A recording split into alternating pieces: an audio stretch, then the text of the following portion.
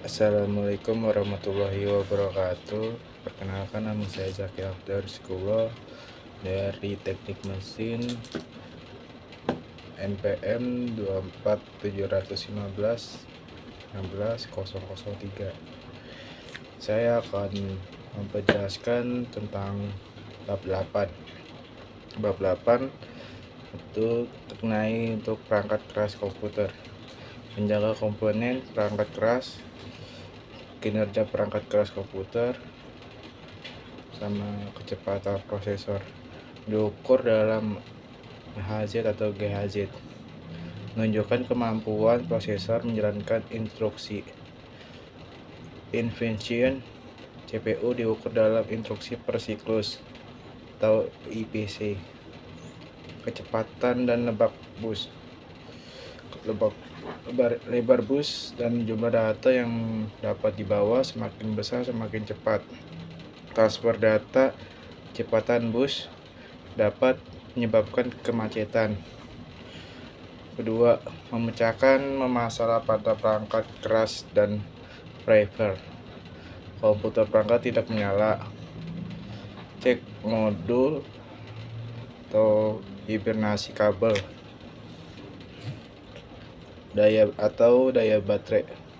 Baterai cepat habis. Periksa adaptor AC dan diagnosis baterai untuk siklus pakai. 3. Masalah sistem operasional tidak berjalan. Putuskan semua driver, lepaskan media penyimpanan, lalu restore perangkat. Hard drive mungkin gagal jika pemulihan tidak berhasil. 4. Masalah tampilan. Monitor tidak menampil apapun. Cek koneksi kabel, sumber daya dan sumber input monitor. Layanan tidak menyala. Restart perangkat, pastikan daya baterai mencukupi. 5. Masalah keyboard atau mouse. Cek koneksi kabel daya baterai untuk perangkat kabel dan pastikan perangkat dipasangkan kembali jika keperluan. Sekian dari saya. Terima kasih. Assalamualaikum warahmatullahi wabarakatuh. Saya Zaki Afdar Sekulo dengan prodi Teknik Mesin dengan NPM 24715 16003. Saya akan menjelaskan tentang bab 9 tentang judul sistem operasi dan manajemen file. 1. Pro dan kontra sistem operasi. Sistem operasi perangkat lunak. Sistem operasi mengelola pengoperasian komputer atau perangkat lunak. Sistem menjalankan komputer termasuk utilitas. Jenis OS utama Windows, Mac OS, Linux, sama Chrome. Komponen desktop, folder perpustakaan, dan dokumen. 2. Perbedaan sistem operasi dan perangkat lunak. Sistem OS memfasilitasi interaksi pengguna dengan perangkat keras. Platform OS Windows, Mac OS, dan Linux Mint biasanya sudah terinstall. 3. Sudah standar sistem operasi menjalankan atau mematikan perangkat, pengelola program atau tugas, dan perangkat keras. 4. Jenis sistem operasi. 1. Ada desktop OS, contohnya ada Windows, Microsoft, terus Linux, sama Unix, sama Chrome, Google. 4. Ada mobil OS, Android, contohnya Android, iOS, dan pada pengguna seluler. Cara kerja sistem operasi. 1. Tujuannya mengelola sumber daya dan aktivitas, koordinasi perangkat keras dan perangkat lunak, manajemen memori, contohnya RAM, memori flash, memori virtual, dan cache. Proses booting, langkah-langkah kehidupan perangkat, input, output, mengelola komunikasi perangkat. Sekian dari saya. Assalamualaikum warahmatullahi wabarakatuh. Assalamualaikum warahmatullahi wabarakatuh. Saya Zaki Afdar Iskulo dari Prodi Teknik Mesin dengan NPM 24715160003. Saya akan menjelaskan tentang bab 10.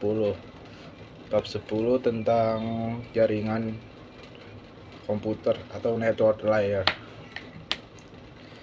Fungsi network layer mengelola pengalamatan dan routing data, protokol komunikasi data, IP address, encryption, decryption, konsep pengalamatan logis atau IP, menggabungkan alamat fisik atau address dan logis IP address. Konsep routing, memilih jalur terbaik untuk data melalui jaringan. Algoritma routing, proses memilih route data melewati jaringan. Pendahuluannya, fungsi utama addressing dan routing. Routing memilih jalur data terbaik melewati jaringan. Pengalamatan komputer, pengalamatan jaringan IP address 32 bit dibagi menjadi 4 bagian dan 8 bit per bagian. Pengalamatan seperti kode pos dan alamat rumah. Network layer dibagi menjadi 3, yaitu ada addressing, menyediakan mekanisme pengalamatan logis yang unik untuk setiap perangkat. Kedua, ada encapsulation, segment layer support di encapsulation dengan header layer network menjadi PDU, paket data unit layer 3 paket. Dan yang ketiga, decapsulation, paket decapsulation pada mesin penerima informasi pada header dibaca. IP digunakan untuk membawa data user melalui jaringan TCP atau IP. IP4 adalah versi yang paling banyak digunakan. Karakteristik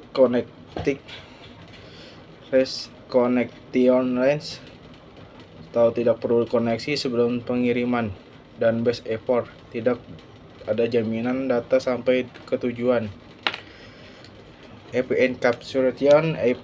encapsulation segmen dari layar transportasi dengan header IP untuk mengirimkan data ke mesin tujuan. Router menggunakan informasi pada header. 6.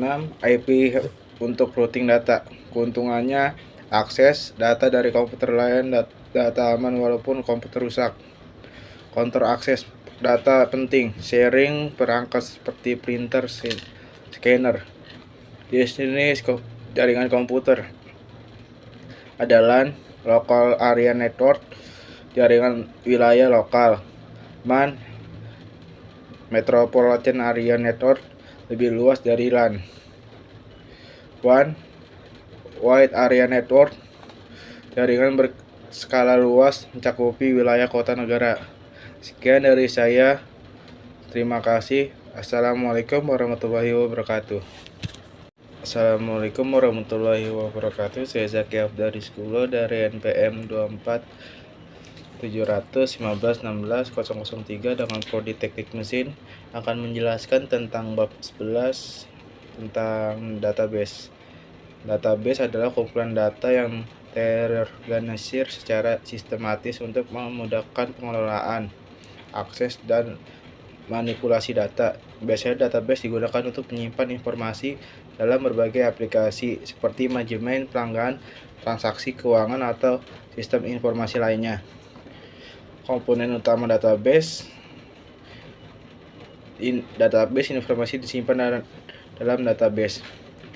Database manajemen sistem perangkat lunak yang digunakan untuk pengelola database seperti MySQL, PostgreSQL, Oracle, atau MongoDB. User orang atau program yang mengakses dan memanipulasi data di dalam database. 3. Jenis-jenis database.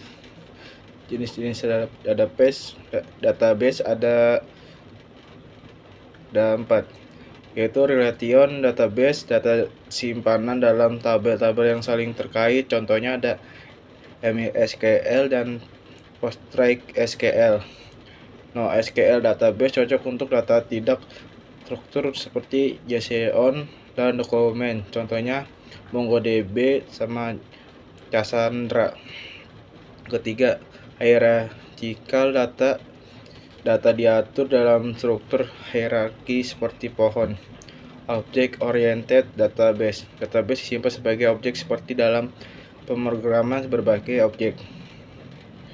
Keempat, konsep data dalam relation database. Tabel. Struktur dalam database untuk menyimpan data dalam berbentuk baris dan kolom. Kunci utama. Identifikasi unik untuk setiap baris data dalam tabel. Kunci asing. Kolom data yang menghubungkan satu tabel dengan tabel lainnya. Relasi. Hubungan antara tabel seperti one to one to many, atau money to money. 5. Bahas pemrograman database. SQL struktur query adalah bahasa standar untuk berinteraksi untuk database relation. Fungsi utama SQL meliputi data definition regular untuk definisi struktur database. Contohnya create after drop. Data manipulation language atau DML untuk menemani data, contohnya insert, update, delete. DKL, data query language untuk mengambil data, contohnya scrape. DCL, data crawl language untuk mengolah akses, contohnya grant dan report. 6. Normalisasi database. Normalisasi database adalah proses pengorganisasi tabel untuk mengurangi redundansi data dan meningkatkan integritas data. Bentuk normal yang diumumkan digunakan: 1. NF with normal form, 2. NF second normal form, 3. NF third normal form. 7. Keamanan database. Aspek keamanan mencakup potensial penggunaan, peraturan izin akses, privilege, dan perlindungan dari ancaman seperti SQL injection. 8. Backup dan report. Pentingnya untuk menjaga ketersediaan data melalui mekanisme pencadangan, backup, dan pemulihan untuk menghindari kehilangan data. Sekian dari saya. Mohon maaf. Assalamualaikum warahmatullahi wabarakatuh.